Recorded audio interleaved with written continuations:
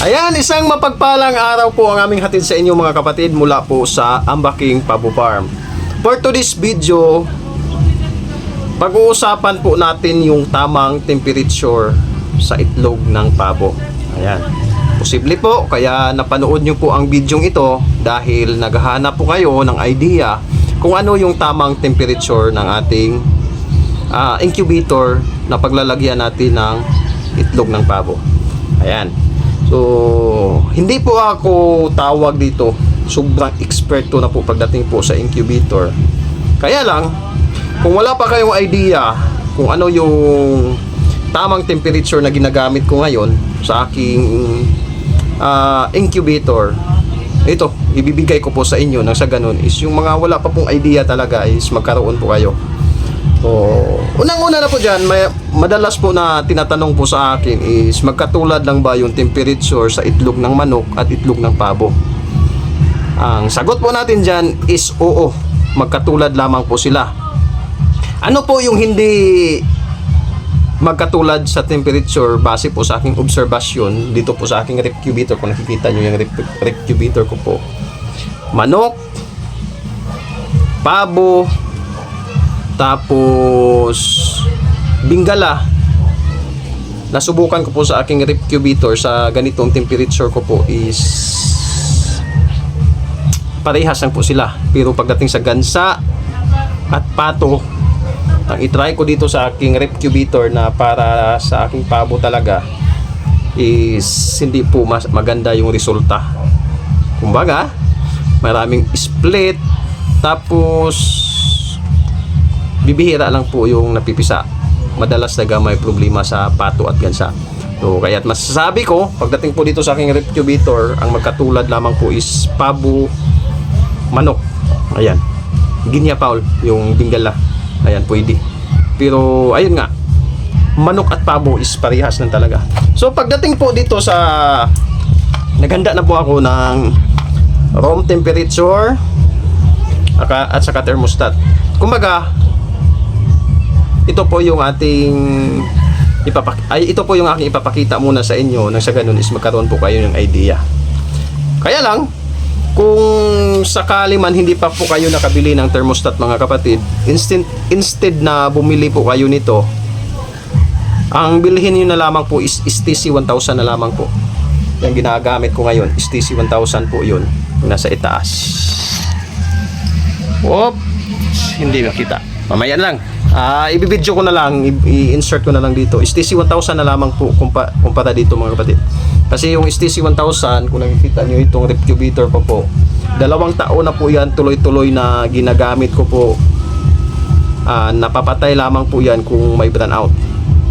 Awa tulong ng Diyos hanggang sa ngayon is still working. So, doon po sa tanong kung ano yung tamang temperature ng ating incubator na itlog ng pabo yung ating ipapapisa. Ganito po. Kung ito po yung mas liban kasi sa thermostat mga kapatid. Ito, liban sa thermostat. Tama ba yung nabanggit ko kanina?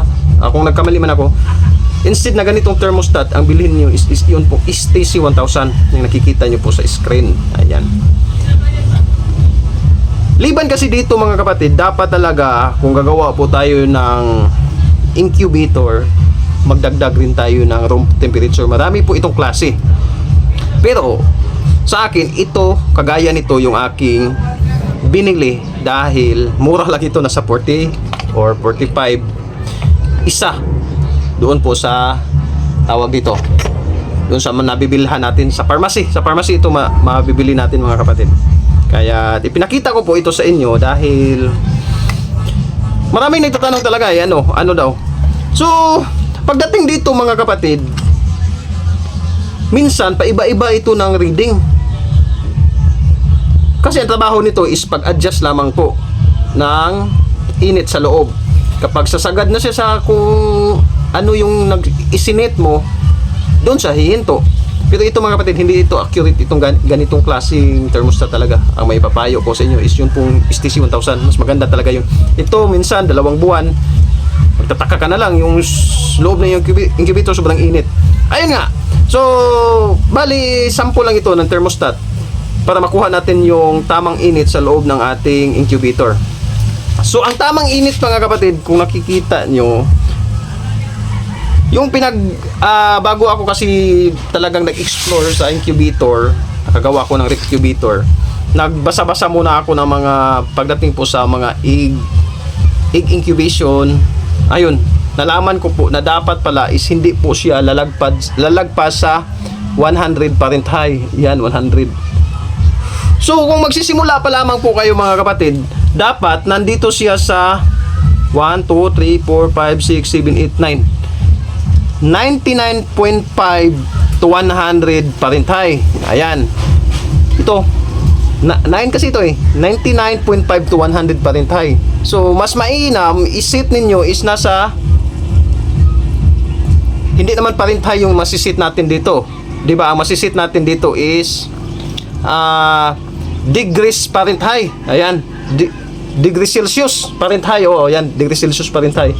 Yung equivalent niya mga kapatid is nasa tagdalawang guhit lang kasi ito. 2, 4, 6, 8, 10. Dalawang guhit itong dito sa kabila sa degree Celsius. Ito Fahrenheit. Degree Celsius kasi ito eh. So, ang ibig sabihin yan is nasa hindi siya lalagpas sa 48. Yung straight na guhit kasi ng 100 Fahrenheit is 38. So, ang isisit mo 37.5 to 38 degrees Celsius ang isisit mo dito. Ayan. So, yan po yung isisit mo dito. E paano naman kapag tumaas ito? Nang nag-sit ka dito sa 30, kahit anong thermostat, nang mag-sit ka po ng 37.5 to 38, nang mag-reading na po siya ng 37 to 0.5 to 30, nang nag-reading na po siya ng 38, ayan, doon kasi sa mamamatay. Nang nag-reading na po siya, paano naman pumalo pala ito dito sa lagpas sa 100 Fahrenheit. Kaya kung magsisit po kayo mga kapatid ng tamang Fahrenheit o tamang init sa loob ng inyong incubator, dapat mayroon po talaga kayo nito para malalaman nyo na accurate ba itong sinasabi ng inyong thermostat. Ayan. So, sa ganitong sitwasyon is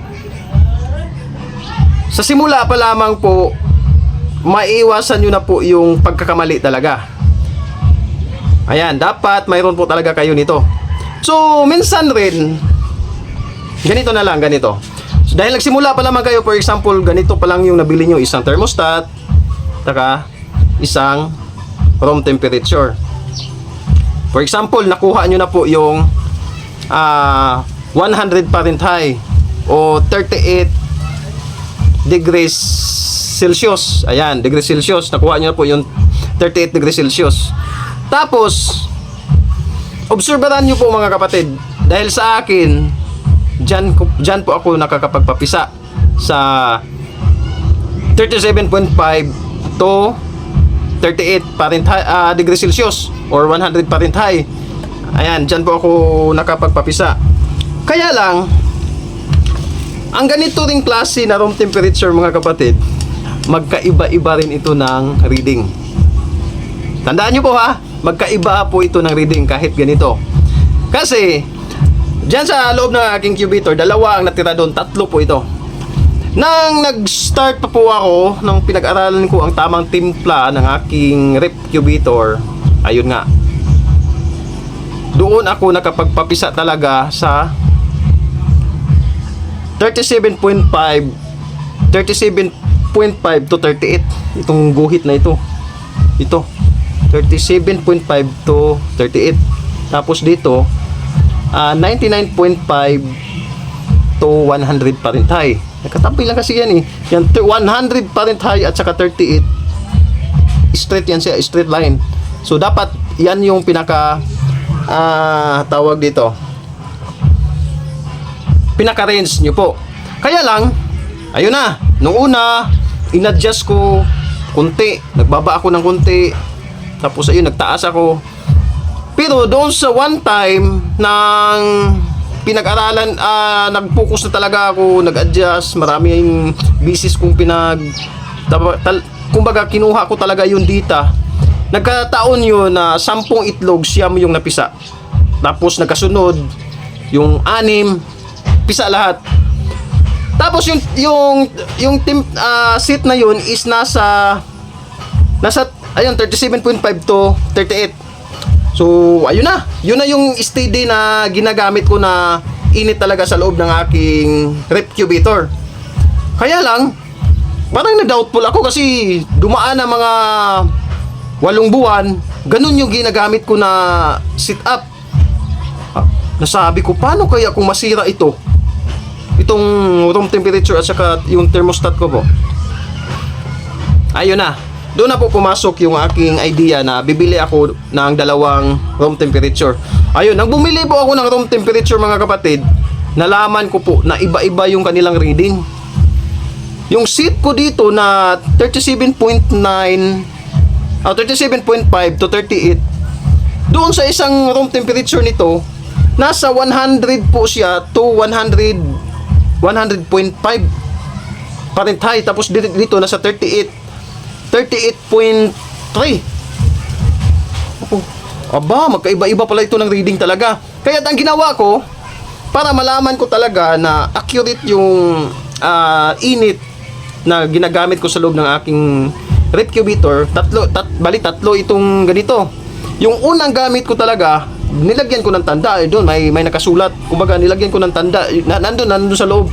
Ginuhitan ko lang dito, parang tanda na yun po yung una kong nabili na tawag dito, room temperature. Tapos yung dalawa, ayun, magkaiba rin yung isa. Magkaiba sila ng 0.2 na kumbaga hindi sila tugma. Ito kasi yung may pula kasi dito eh. Hindi lang ito. Ito kasi yung aakyat baba eh. Ito yung kulay red. Yan po yung aakyat baba. Hindi sila hindi sila parehas, tatlo. So ang ginawa ko, tatlong ganito yung aking nilagay sa loob. Kaya kung nakikita nyo, mayroon po itong glass. Ayan. Iwan ko lang kung mayroon po kayong idea kung bakit glass po ito mga kapatid. May glass po sa harapan. Kung nakikita nyo yung mga incubator, hindi siguro marami na po akong incubator na tinitingnan. Ang mga nagbibigay lamang po ng idea is kagaya ko po na yung pang personal na incubator lamang po yung ginagawa. Pero yung mga gumagawa po ng incubator, kumbaga negosyo po nila yung paggagawa ng incubator, hindi po nila yan tinuturo mga kapatid. Ang pinaka-purpose po nito, kung bakit may glass po ito mga kapatid, is para po masilip ito. Ayan. Itong ginawa ko po, kung bakit may glass ito, kasi hindi po ako naglagay ng ilaw sa loob ng incubator na para ilaw lang. Kumbaga, yung ilaw dyan is nasa baba, yun pong pinaka source ng init. Kaya sinisipat ko po yan gamit yung flashlight. Saan na yung aking flashlight? Ito. Gagaya nito. Sinisipat ko po yan sa loob. Ganyan. Sa ganyang sitwasyon, makikita ko po ito. Ayan. Lagi ko po talagang tinitingnan ang aking room temperature sa loob. Kung mayroon po bang pagbabago, tumaas. Kasi nga, minsan, lalo na pag summer na talaga at sobrang init, ayan, nagkakaiba-iba po ito. O, minsan, ina-adjust ko po yung aking thermostat. Ayun nga. So, sana nakabigay po ito ng informasyon mga kapatid. Iwan ko lang, sana nakuha nyo lamang po ang pinaka-idea ko po. So,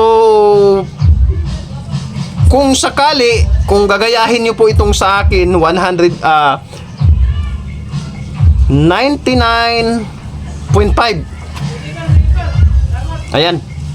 99.5 to 100 Fahrenheit. Tapos dito, 37.5 to 38. Ayan. Yan po yung isit nyo po mga kapatid. Subukan nyo po. Kung sakali, tawag ito, kung sakali parang hindi kayo satisfied sa papisa, i-adjust nyo po. Babaan nyo ng konti. Ayan. Kasi nga, baka mababa yung reading ng inyong room temperature.